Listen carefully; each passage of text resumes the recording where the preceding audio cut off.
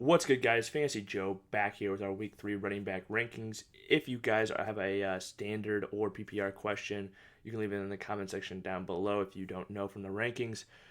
This is half point PPR.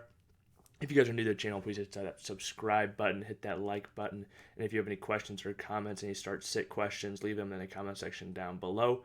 I'll help you out as always.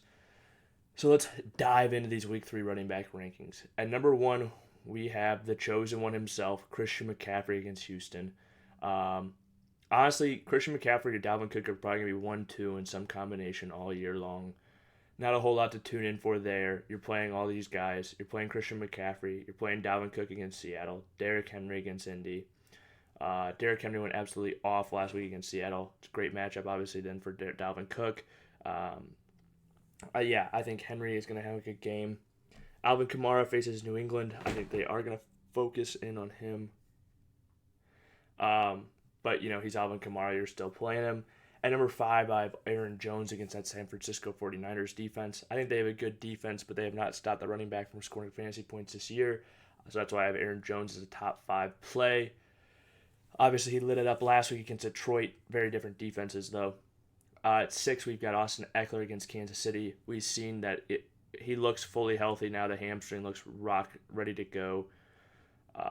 We saw him get 9 targets, 9 receptions last week, which is really, we knew he was going to be involved in the receiving game. We just wanted to see him really get healthy so he could be fully utilized. He is now.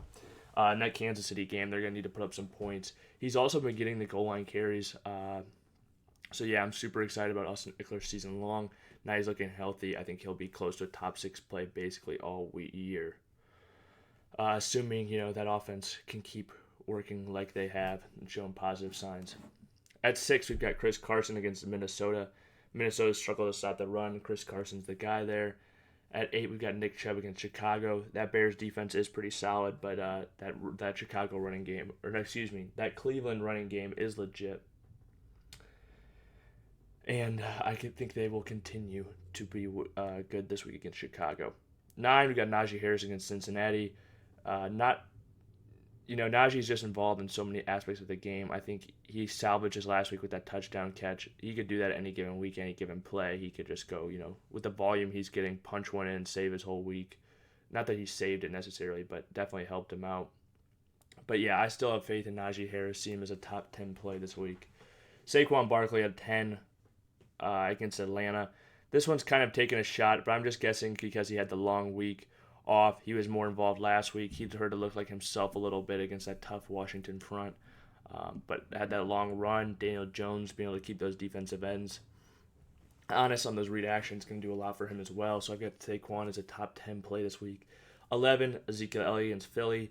I know that Tony Pollard's getting a ton of work. Tony Pollard's got the juice, but he has for several years now. I still think, I think Tony Pollard's going to be involved. I think Zeke's going to be involved. But either way, this is a good offense. And that's what I care about most. In-division matchup, Philly's been great against the run to start the year, but I am still playing Zeke, obviously. At 12, we have Jonathan Taylor against Tennessee.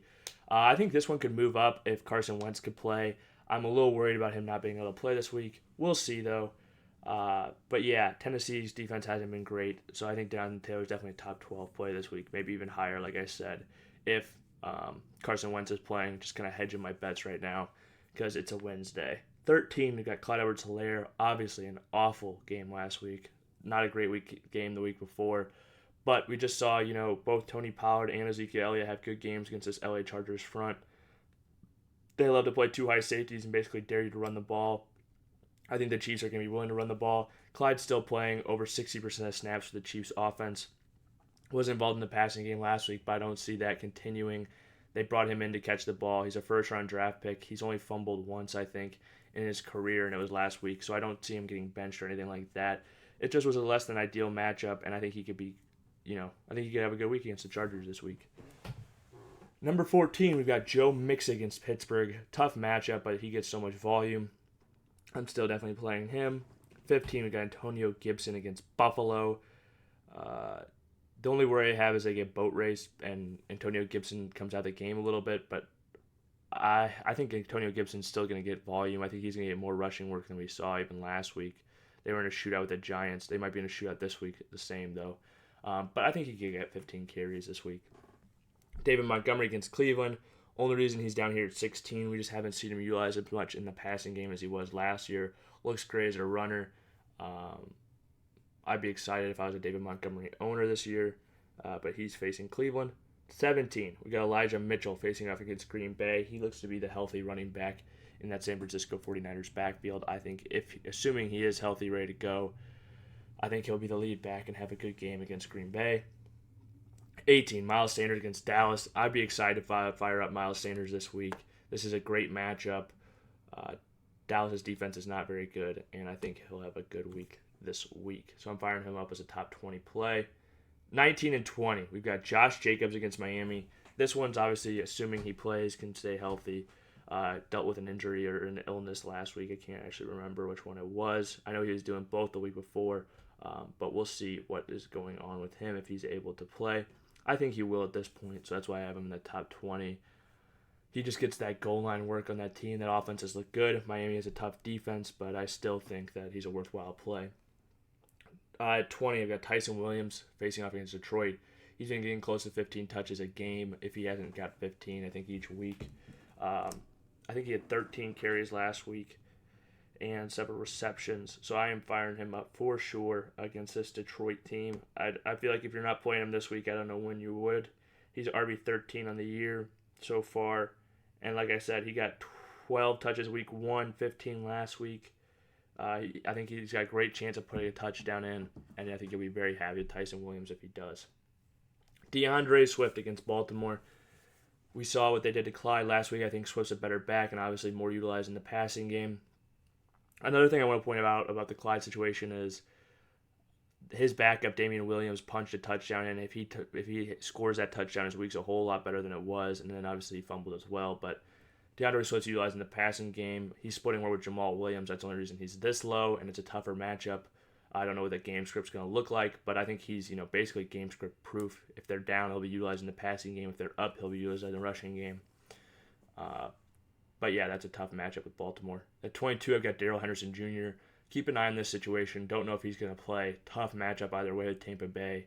But that's what I'm saying. I'd be playing Tyson Williams probably over Darrell Henderson just with the health concerns and the matchup. Most weeks I'm definitely taking Darrell Henderson though, obviously. Assuming I just want to pay attention to the situation. If you hear, he's 100%, he's good to go, then I'm plugging him into my lineup for sure. Like I said, RB6 on the year so far, so you're very happy if you drafted him, and he missed most of the fourth quarter last week, and he was still, like I said, RB6 on the year. Chase Edmonds shooting up against Jacksonville. I'd be excited to play Chase Edmonds in this game. He's being utilized in the passing game. He's getting a little bit more rush work than last year. He doesn't need to be the lead in carries even to me every week to be extremely successful for fantasy.